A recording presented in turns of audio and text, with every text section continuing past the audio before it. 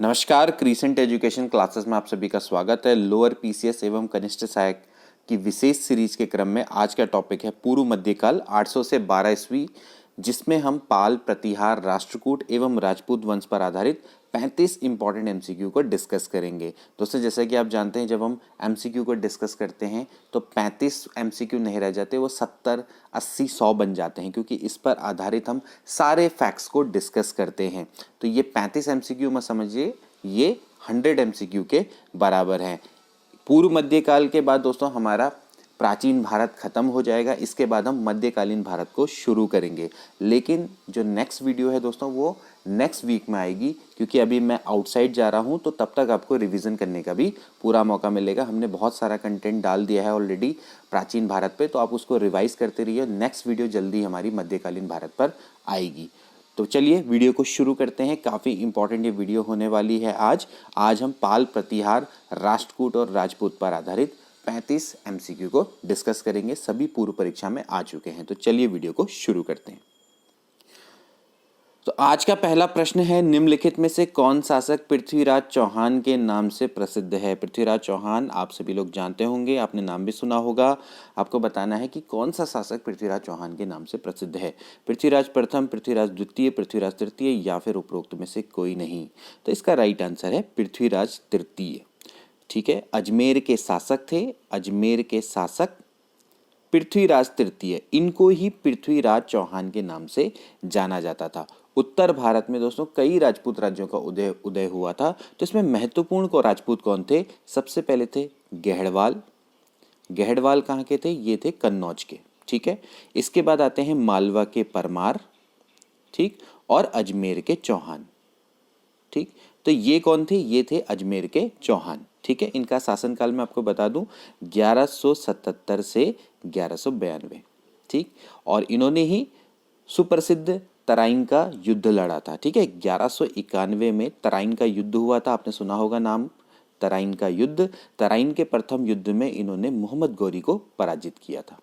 ठीक है, लेकिन मोहम्मद गौरी ने अगेन नेक्स्ट ईयर आक्रमण किया 1192 में, और 1192 में ये मोहम्मद गौरी से हार गए थे तराइन की द्वितीय लड़ाई में, क्योंकि फिर उसने अपने खूब सारे सैनिकों के संग कूच किया था। 1,20,000 सैनिक लेकर आया था, 10,000 घुड़सवार भी उसमें शामिल थे। ठीक है, तुर्की था वो। ठीक है, और बाद में उसने क्या कर दिया? पृथ्वीराज चौहान को हरा दिया। ठीक है, लेकिन ऐसा नहीं है, बंदी बनाया उसने, उसके बाद अजमेर में कुछ समय तक शासन करने दिया। ठीक है, बाद में क्या हुआ कि षड्यंत्र करने के उसमें आरोप में पृथ्वीराज चौहान को मृत्युदंड दे दिया गया। तो तराइन का युद्ध बड़ा इंपॉर्टेंट है। राजपूत राज्य शासक पृथ्वीराज तृतीय, जो कि पृथ्वीराज चौहान के नाम से जाने जाते थे, अजमेर के चौहान वंश के ये राजा थे। ठीक है, इतना आप याद करिए। इसके अलावा जो तराइन के युद्ध का वर्णन है वो मिलता है मिन्हास उस सिराज से। ठीक है, यहां से तराइन के युद्ध का वर्णन मिलता है। इतना आप याद रखेंगे। नेक्स्ट प्रश्न देखिए, ताम्रपत्र लेख दर्शाते हैं कि प्राचीन काल में बिहार के राजाओं का संपर्क कहां था? ताम्रपत्रों में पता लगता है कि प्राचीन काल के बिहार के राजा किससे संपर्क में थे? वर्मा से, थाईलैंड से, कंबोडिया से या फिर जावा सुमात्रा से? तो इसका राइट आंसर मैं आपको बताऊं, जावा सुमात्रा से। ठीक है, जावा सुमात्रा से इनके संपर्क थे। पालवंशी राजा थे, पालवंश। ठीक है, पालवंश की स्थापना गोपाल के द्वारा की गई थी 750 ईस्वी में। ठीक है, तो इसमें जो तीसरे नंबर के राजा थे वो थे देवपाल। ठीक है, देवपाल। गोपाल के बाद आएगा धर्मपाल और धर्मपाल के बाद देवपाल। ठीक है, तो ये देवपाल बौद्ध धर्म के अनुयायी थे। ठीक है, इनको परम सौगात बोला गया है, परम सौगत। ठीक है, इनको कहा गया है। तो उस समय पे जावा के राजा थे शैलेंद्र वंश के शासक बालपुत्र देव। मैं यहाँ पर सारी चीजें लिख रहा हूँ, आप चाहें तो मेरे संग नोट भी कर सकते हैं। ठीक है, उस समय पे जावा पे चलता था शैलेंद्र वंश। तो शैलेंद्र वंश में बालपुत्र देव थे। तो उन्होंने, जो देवपाल थे, देवपाल ने इनको बौद्ध विहार बनाने के लिए 5 गांव दान दिए थे नालंदा में। ठीक है, नालंदा में बौद्ध विहार बनाना चाह रहे थे, तो 5 गांव दान किए थे। ठीक है, तो ये चीजें संपर्क ये दिखाती है कि जो बिहार के राजा थे उनका संपर्क जावा सुमात्रा से था। ठीक हो गया। तो पालवंशी राजा कौन थे? देवपाल। ठीक है, और देवपाल क्या थे? बौद्ध धर्म के अनुयायी थे और परम सौगत उनको बोला गया है। बालपुत्र देव उस समय पे जावा के शासक थे और उन्हीं के अनुरोध पर उसे क्या कहते हैं, बौद्ध विहार बनाने के लिए 5 गांव दान में दिए थे। अगला प्रश्न देखिए, गोविंद चंद्र गहड़वाल की एक रानी कुमार देवी ने धर्मचक्र जिन विहार कहाँ बनवाया था? गोविंद चंद्र गढ़वाल की एक रानी थी जिनका नाम था कुमार देवी। ठीक है, उन्होंने धर्मचक्र जिन विहार कहाँ पर बनाया था? बोध गया, राजगृह, कुशीनगर या फिर सारनाथ? तो अभी जैसे मैंने आपको बताया कि कन्नौज के गढ़वाल थे, उनकी रानी थी तो वो बौद्ध धर्म की अनुयायी थी। ठीक है, तो उन्होंने सारनाथ में ही धर्मचक्र जिन विहार बनवाया था। तो इसका मतलब डी आंसर सही है।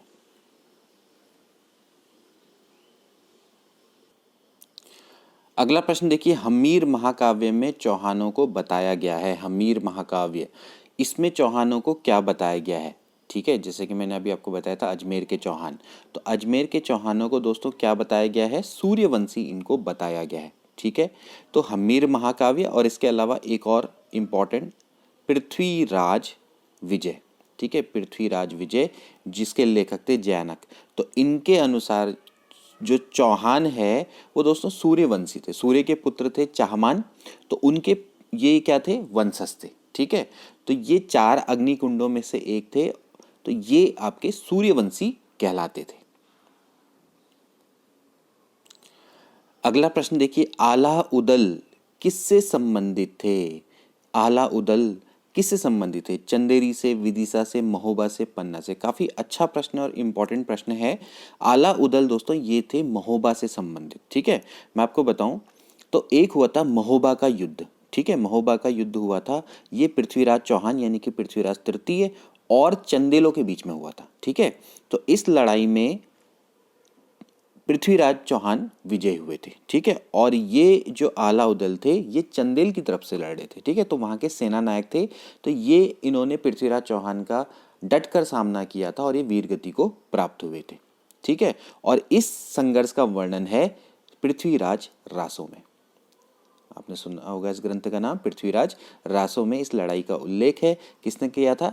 चंद्रबरदई। ठीक है, चंद्रबरदई के द्वारा पृथ्वीराज रासो लिखा गया है, तो इस ग्रंथ में इसका उल्लेख है। महोबा की लड़ाई, ध्यान रहे, पृथ्वीराज तृतीय और चंदेलों के बीच में युद्ध हुआ था और ये हुआ था अराउंड 1182 में। ठीक है, 1182 में हुआ था।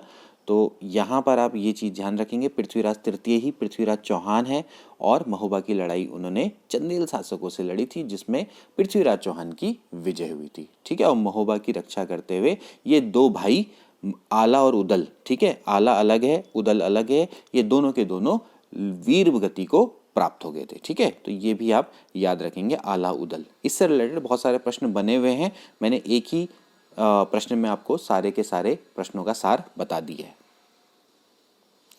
अगला प्रश्न देखिए, पृथ्वीराज रासो के लेखक हैं। पृथ्वीराज रासो के लेखक कौन है? अभी मैंने आपको बताया कि इसके लेखक कौन है दोस्तों? चंद्रबरदई। ठीक है, तो उस समय पे चौहान वंश के शासक थे पृथ्वीराज तृतीय, जिनको कि पृथ्वीराज चौहान के नाम से जाना जाता था। ठीक है, राय पिथौरा भी एक इनका नाम है, राय पिथौरा। कभी कभी पूछा जा सकता है कि राय पिथौरा कौन था। ठीक है, तो इनके दरबारी कवि थे चंद्रबरदई। ठीक है, इन्होंने ही पृथ्वीराज रासो की रचना की थी और जैसे कि मैंने बताया इन्होंने भी चौहानों को अग्निकुंड से उत्पन्न बताया है। ठीक है, 4 अग्निकुंडों में से एक थे। नेक्स्ट प्रश्न देखिए, पृथ्वीराज विजय का लेखक कौन था? पृथ्वीराज रासो अलग है, पृथ्वीराज विजय अलग है, और मैंने अभी आपको बताया कि इसका लेखक कौन था? जैनक। ठीक है, ये भी एक अच्छा प्रश्न है और कई बार रिपीट होता है। पृथ्वीराज विजय और पृथ्वीराज रासो, इनके लेखक अलग अलग हैं। नेक्स्ट प्रश्न देखिए, काफी अच्छा है, आपको सुमेलित निम्न से कौन सा सुमेलित नहीं है आपको बताना है। तो पहला है अब्दुल रहमान हमीर रासो, तो ये पहला वाला ही गलत हो गया। ठीक है, बाकी चंद्रबरदई, पृथ्वीराज रासो, जगनिक, ये भी एक इंपॉर्टेंट शख्स हैं। जगनिक का था परमाल रासो, परमाल रासो में है आलाखंड। ठीक है, कभी कभार ये भी आ जाता है परमाल रासो, परमाल रासो के अंतर्गत ही आलाखंड आता है। ठीक है, और नरपति नाल का बिसल देव रासो, तो ये भी पूछा जाता है, बिसल देव रासो, परमाल रासो, पृथ्वीराज रासो। ठीक है, तो अब्दुल रहमान है ये नहीं है हमीर रासो। हमीर रासो की रचना की थी सारंगदेव ने। ठीक है, सारंगदेव। तो अब्दुल रहमान गलत है। नेक्स्ट प्रश्न देखिए, काफी महत्वपूर्ण, कई बार रिपीटेशन हुआ है इसका। निम्नलिखित राजपूत वंशों में से किसने 8वीं शताब्दी में दिल्ली का शहर की स्थापना की थी? दिल्ली का शहर कौन? दिल्ली की स्थापना किसने की थी? ठीक है, तो 8वीं शताब्दी में कौन सा राजपूत वंश था जिसने भाई दिल्ली शहर की स्थापना की? परमार, सोलंकी, तोमर, चौहान। तो इसका राइट आंसर है तोमर वंश। तोमर वंश के द्वारा ही फ्रेंड्स दिल्ली शहर की स्थापना की गई थी 8वीं शताब्दी में। ठीक है, और इसका उल्लेख है पृथ्वीराज रासो में। चंद्रबरदई के द्वारा जो रचना है पृथ्वीराज रासो, इसमें ही इसका उल्लेख है। उस समय पर तोमर वंश के राजा थे राजा अनंगपाल। ठीक है, अनंगपाल, अनंगपाल, इनको ही दिल्ली का संस्थापक बताया गया। हालांकि बाद में क्या हुआ था कि जो चौहान शासक थे इन्होंने दिल्ली को अपने अधिकार में ले लिया था। अगला प्रश्न देखिए, जेजाक भुक्ति प्राचीन नाम था। जेजाक भुक्ति किसका प्राचीन नाम था? ये भी प्रश्न कई बार रिपीट हो चुका है, यूके पीसीएस में भी आ चुका है, यूपी पीसीएस में भी आ चुका है। बघेलखंड, बुंदेलखंड, मालवा या फिर विदर्भ? तो इसका राइट आंसर है बुंदेलखंड। बुंदेलखंड का ही नाम था जेजाक भुक्ति पुराना। ठीक है, और ये जो जेजाक भुक्ति इसका नाम किसके नाम पर पड़ा? देखिए, चंदेल वंश के जो संस्थापक थे वो थे नन्नुक, ये आप याद करेंगे। ठीक है, पूछा जाता है। नन्नुक थे, इनके बेटे के बेटे यानी कि इनके पौत्र, ठीक है, वो उनका नाम था जेजा। वैसे उनको जयसिंह के नाम से जाना जाता था, तो उनके नाम पर ही इस प्रदेश का नाम जेजाक भुक्ति पड़ा था। ठीक है, चंदेल के संस्थापक कौन थे? नन्नुक। ठीक है, तो उनके पौत्र थे जेजा, तो उनके नाम पर ही जेजा भुक्ति इसका नाम पड़ा। ठीक है, अगला प्रश्न देखिए, धंगदेव किस वंश का शासक था? धंगदेव के बारे में मैं आपको पहले भी बता चुका हूं। अगर आपने मंदिर वाली वीडियोस देखी होंगी, मंदिर और गुफा वाली, उसमें मैंने आपको बताया था कि जो धंगदेव थे चंदेल शासक थे, और ये इन्होंने क्या किया था? इन्होंने खजुराहो के प्रसिद्ध मंदिर का निर्माण किया था, कंदरिया महादेव। ठीक है, और विश्वनाथ, मतलब जो कंदरिया महादेव का जो निर्माण है वो धंगदेव के द्वारा किया गया था। ठीक है, तो अब यहाँ पर देख लेते हैं कि धंगदेव किस वंश का शासक था। तो किस वंश का था वो दोस्तों? जेजाक भुक्ति के चंदेल। ठीक है, या बुंदेलखंड के चंदेल कह सकते हैं। ठीक, तो ये जेजाक भुक्ति के जो चंदेल शासक हैं वो उनमें था धंगदेव। ठीक है, तो मैंने आपको पहले ही बताया कि इसने क्या किया था? कंदरिया महादेव मंदिर का निर्माण किया था धंगदेव के द्वारा 999 ईस्वी में। ठीक है, अगला प्रश्न देखिए, पाल वंश का संस्थापक कौन था? पाल वंश का संस्थापक कौन था? धर्मपाल, देवपाल, गोपाल, रामपाल? अभी मैंने आपको बताया पाल वंश का संस्थापक था गोपाल। 750 से 770 ईस्वी तक इसने शासन किया, यानी कि 750 में ही इसने पाल वंश की स्थापना की थी। ठीक है, ये कैसा वंश था? एक क्षत्रिय वंश था, याद रखना, एक क्षत्रिय वंश था। ठीक है, और ये बौद्ध धर्म के अनुयायी थे। ठीक है, इसके अलावा इसने नालंदा में एक विहार का भी निर्माण करवाया था। नेक्स्ट प्रश्न देखिए, उदंतपुरी शिक्षा केंद्र निम्न में से किस राज्य में अवस्थित है? उदंतपुर या उदंतपुरी, आपने इसके बारे में भी काफी सुना होगा। तो ये उदंतपुर शिक्षा केंद्र निम्न में से किस राज्य में अवस्थित है?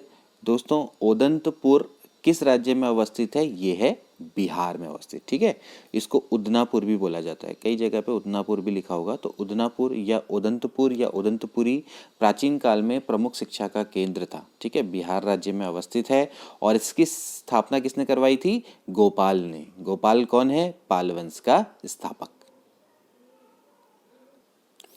अगला प्रश्न देखिए, निम्नलिखित में से किसे सोमपुर महाविहार का निर्माण करवाया था? कौन था जिसने सोमपुर महाविहार का निर्माण करवाया? कुमारगुप्त प्रथम, हर्ष, धर्मपाल, विजयसेन? तो ऑफ कोर्स इसका राइट आंसर है धर्मपाल। धर्मपाल जो कि पाल वंश का द्वितीय राजा था। गोपाल की मृत्यु के पश्चात उसका पुत्र धर्मपाल ही गद्दी में बैठा था। धर्मपाल काफ़ी इंपॉर्टेंट है, इसने भी परम सौगत की उपाधि धारण की थी। परम सौगत, इसका बेटा था देवगुप्त, उसने भी क्या की थी? देवपाल ने भी परम सौगत की उपाधि धारण की थी। तो हो सकता है कि कभी आपसे धर्मपाल भी आ जाए, देवपाल भी आ जाए, मतलब ऑप्शन में एक ही आएगा, तो आप दोनों में टिक मार सकते हैं। कहने का मतलब है कि कहीं पर धर्मपाल होगा ऑप्शन में, कहीं देवपाल होगा। तो देवपाल ने भी परम सौगत की उपाधि धारण की है और इसने देवपाल ने भी ये उपाधि धारण की है। ठीक है, इसका सबसे महत्वपूर्ण है विक्रमशिला। ठीक है, विक्रमशिला। विक्रमशिला जो प्रसिद्ध विश्वविद्यालय है, इसकी स्थापना इसने करी थी भागलपुर विहार में। ठीक है, और इसके अलावा जो कि मैंने आपको बोला सोमपुर विहार या सोमपुरी विहार, ये प्रसिद्ध विहारों की स्थापना इसने की थी। ठीक है, और इसके अलावा हरिभद्र, ठीक है, हरिभद्र ये भी प्रसिद्ध बौद्ध लेखक है, ये भी इसकी राज्यसभा में था। तो हरिभद्र का रिलेशन किससे है? ये है आपका धर्मपाल से। ठीक है, अगला प्रश्न देखिए, विक्रमशिला नामक प्राचीन विश्वविद्यालय की स्थापना बंगाल के किस शासक ने की थी? तो जैसे कि मैंने आपको बताया, बंगाल का कौन सा शासक था? वो धर्मपाल। धर्मपाल ने ही इसकी स्थापना करी थी। और ये प्रश्न इतना महत्वपूर्ण है, बहुत बार ये प्रश्न आ चुका है, मतलब ये रिपीट होता रहता है कि विक्रमशिला प्राचीन विश्वविद्यालय की स्थापना बंगाल के किस शासक ने की थी। ठीक है, या उस पाल शासक का नाम बताओ जिसने विक्रमशिला विश्वविद्यालय की स्थापना की। ठीक, तो ये बहुत ही महत्वपूर्ण है। पाल वंश का संस्थापक धर्मपाल। विक्रमशिला, कई बार ये प्रश्न पूछा जा चुका है, तो आप इसको बिल्कुल एज इट इज याद करिए। ठीक है,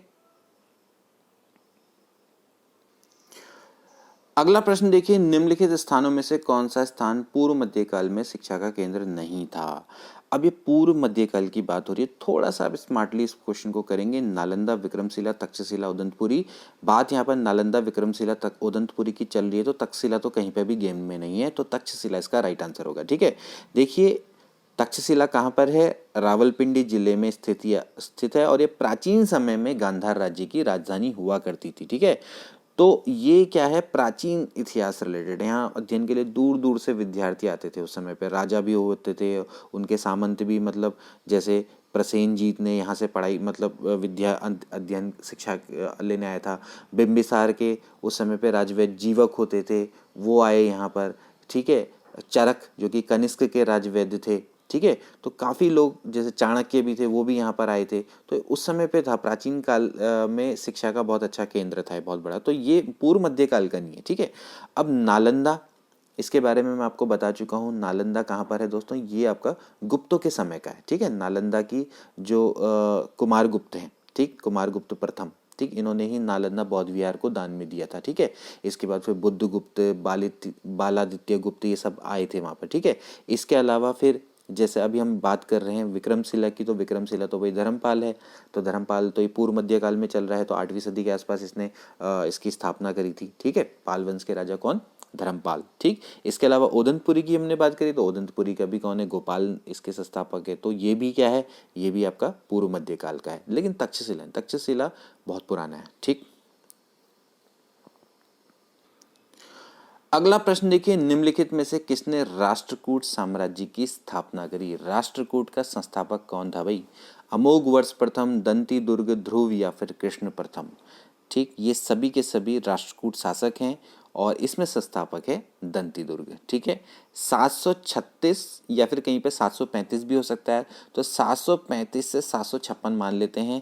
736 से 756 या 735 से 756 तक का इसका शासनकाल है। ये दंती दुर्ग ही राष्ट्रकूट साम्राज्य का संस्थापक माना जाता है। ठीक है, और इसने उज्जैनी में हिरण्यगर्भ यज्ञ करवाया था। ये भी पूछा जाता है प्रश्न कि हिरण्यगर्भ धार्मिक कार्य किसके द्वारा करवाया गया था?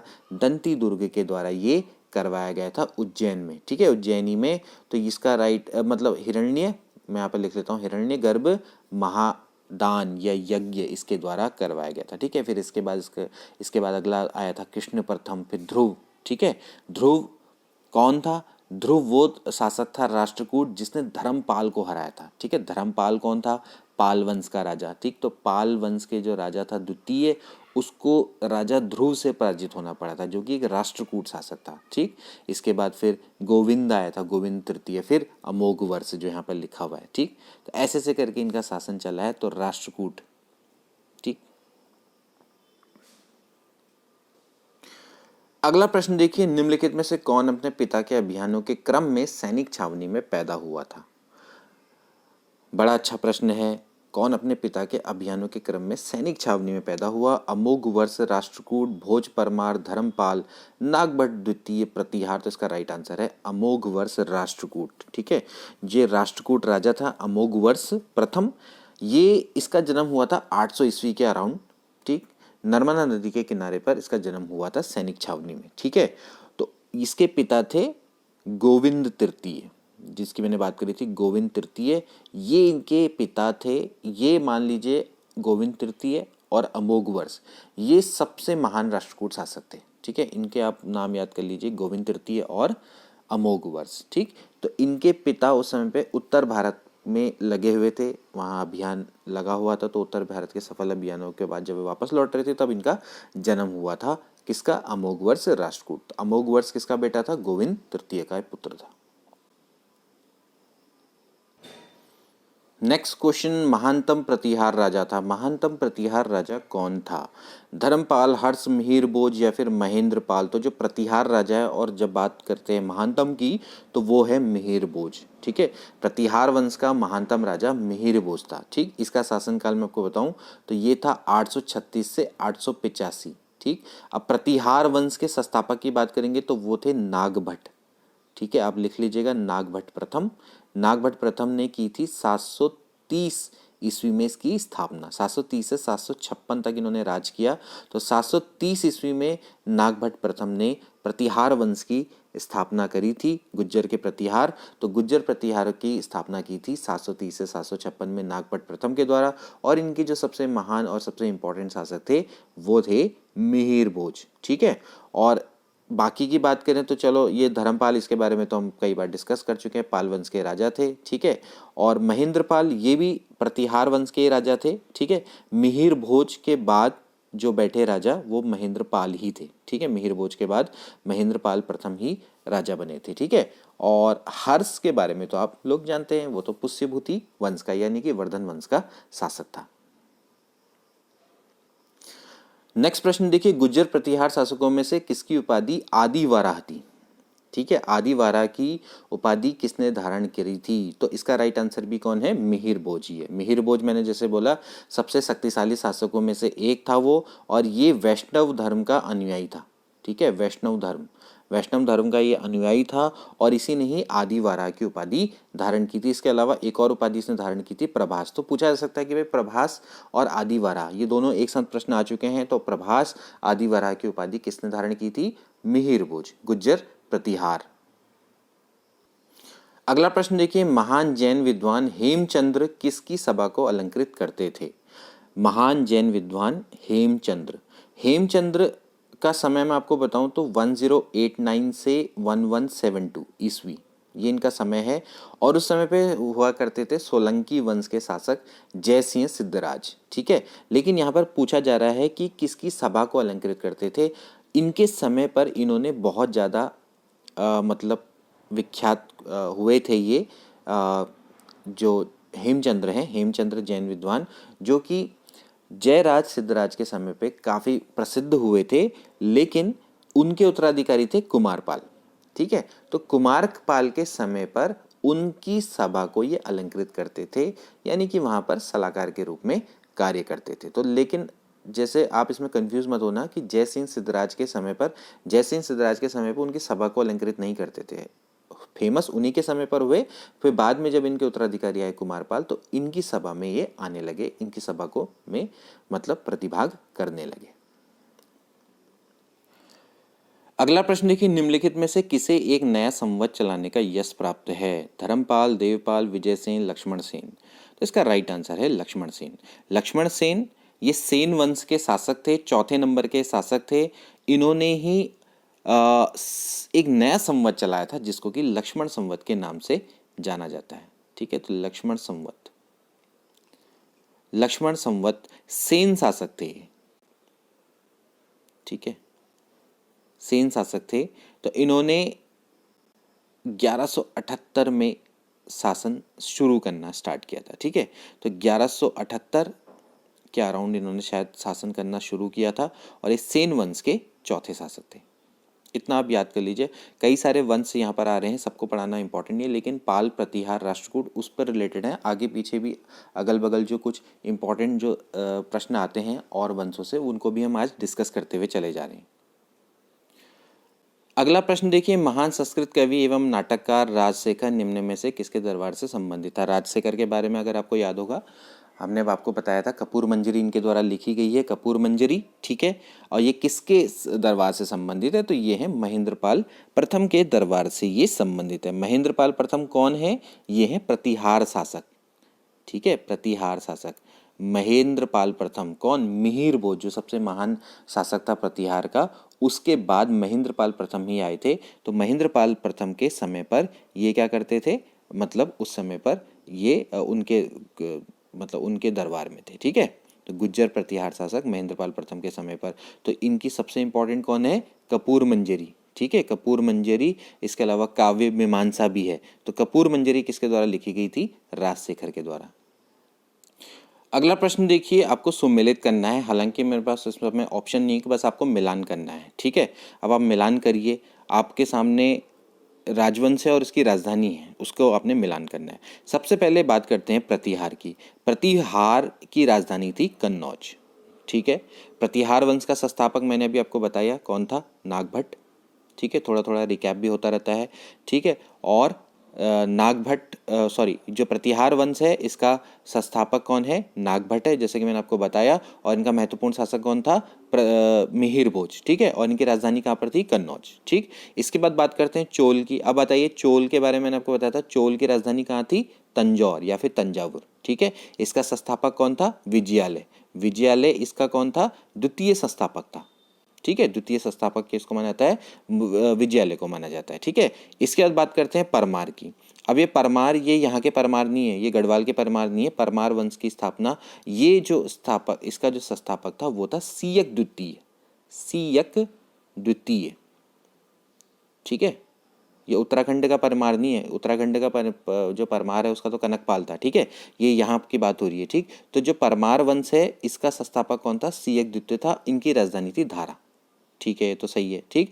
और इसके बाद आता है सोलंकी।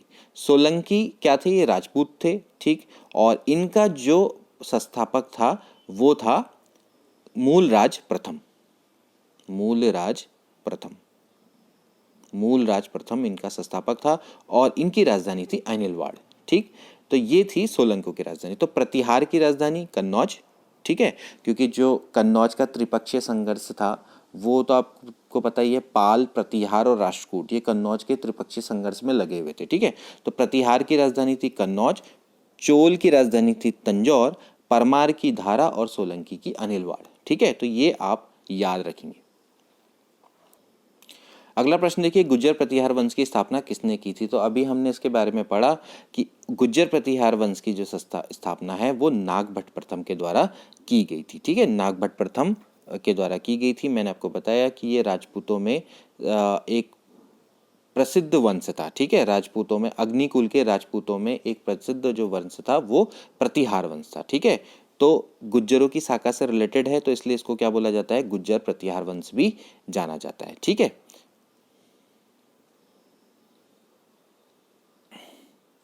अगला प्रश्न देखिए जो कि बड़ा इंपॉर्टेंट है, निम्नलिखित में से कौन है जो त्रिकोणात्मक संघर्ष का हिस्सा नहीं है। त्रिकोणात्मक संघर्ष का हिस्सा कौन नहीं था, पाल, प्रतिहार, राष्ट्रकूट, ये तीनों के तीनों तो संघर्ष में लगे हुए थे, चोल इससे रिलेटेड नहीं है। अब मैं आपको बताता हूँ, देखिए आपको याद होगा पुष्यभूति वंश में कौन था, हर्ष, ठीक है। हर्ष ने अपनी जो राजधानी थी वो कहाँ बनाई थी, कन्नौज बनाई थी, ठीक है। जब हर्ष की मृत्यु हुई तो जो कन्नौज था वो विभिन्न शक्तियों का आकर्षण का केंद्र, यानी कि जब ये वर्धन वंश की समाप्ति हुई तो उसके बाद विभिन्न शक्तियों के आकर्षण का केंद्र बन गया था, ठीक है। तो गुप्त युग के समय पर जब मगध को जो मतलब पॉपुलैरिटी थी वैसी कन्नौज की थी, कि मतलब बिल्कुल कन्नौज ही माना जाता था कि एक ऐसी जगह है जिसको कि हथियाना चाहती थी विभिन्न शक्तियाँ, ठीक है। इसको महोदया, महोदया, ठीक है, या महोदया श्री, महोदया श्री आदि नामों से भी व्यक्त किया गया। तो आपसे पूछा जा सकता है कि महोदया किस जगह का नाम था, यह महोदया श्री आदि नामों से भी व्यक्त किया गया, ठीक है। तो उस समय पर 8वीं सदी में पाल, प्रतिहार और राष्ट्रकूट, ये तीनों शक्तियां आपस में लगी रही थी, ठीक है। लेकिन बाद में क्या हुआ कि प्रतिहारों को अंततः विजय मिली थी। और प्रतिहार की हमने देखा कि राजधानी किसने बनाई थी, कन्नौज ने, ठीक है ना, मतलब कन्नौज को इन्होंने अपनी राजधानी में ली थी। तो ये बड़ी इंपॉर्टेंट घटना है। तो कौन कौन है, पाल, प्रतिहार और राष्ट्रकूट, ठीक है। तो इन तीनों में आपस में संघर्ष चलता रहा, त्रिकोणीय संघर्ष प्रारंभ हुआ और बाद में अंततः प्रतिहार को इसमें सफलता मिली। अगला प्रश्न देखिए, महोदया किसका पुराना नाम है। देखिए महोदया, अभी मैंने आपको बताया ना, महोदया किसका पुराना नाम है, यह है कन्नौज का नाम, ठीक है। महोदया श्री, नगर महोदया श्री, ऐसा ही बोला जाता है, महोदया श्री, ये, ठीक है। तो ये भी इनको बोला जाता है। तो महोदय किसका पुराना नाम है, कन्नौज का पुराना नाम है। अगला प्रश्न देखिए, निम्नलिखित में से किसने खंभात में तोड़ी गई मस्जिद के पुनर्निर्माण के लिए आर्थिक सहायता प्रदान करी थी। चामुंडराय, जयसिंह, सिद्धराज, कुमारपाल या फिर महिपाल देव। तो इसका राइट आंसर है जयसिंह सिद्धराज, ठीक है। मैंने आपको बताया था अभी जयसिंह सिद्धराज के बारे में, दोस्तों कौन थे, सोलंकी वंश से रिलेटेड थे, ठीक है। सोलंकी या फिर इनको गुजरात के चालुक्य भी बोला जाता है, गुजरात के चालुक्य, ठीक है। अब ये वो चालुक्य नहीं है, चालुक्य कौन थे, एक तो आपके वेंगी बादामी के चालुक्य, वातापी के, तो वो अलग हैं। ये गुजरात के चालुक्य, गुजरात के चालुक्य को क्या बोला जाता है, सोलंकी बोला जाता है, ठीक है। तो आप सिंपली इसको समझिए सोलंकी, ठीक। तो ये एक ऐसा शासक था जो कि काफ़ी धर्म सहिष्णु शासक था, ठीक है। और इसने खंभात में कुछ जो मस्जिद थी उनके पुनर्निर्माण के लिए काफ़ी मुद्राएं दान में दी थी, यानी काफ़ी पैसा दिया था, ठीक। तो ये प्रश्न भी कई बार पूछा जा चुका है कि खंभात में तोड़ी गई मस्जिद के पुनर्निर्माण के लिए किसने आर्थिक सहायता प्रदान की थी। तो ये किस वंश के शासक ने पूछा गया, ऐसा भी पूछा जा सकता है। तो सोलंकी वंश के शासक, या फिर आप गुजरात के चालुक्य भी लिख सकते हैं इसको, जयसिंह सिद्धराज। अगला प्रश्न देखिए, राजा भोज ने शासन किया। राजा भोज ने कहाँ शासन किया था, बस्तर पर, धार पर, महाकौशल पर या फिर उज्जैन पर। तो इसका राइट आंसर है धार पर। भाई राजा भोज कौन है, ये परमार वंश से रिलेटेड है, ठीक है, परमार वंश है ना। जो परमार वंश की मैंने आपको बताई, तो परमार वंश थे, इनकी जो राजधानी थी वो कहाँ थे, धार पर थी ना। तो यहाँ या धार या धारा, ठीक, धार भी बोलो, कई जगह पे धारा भी लिखा होता है, ठीक।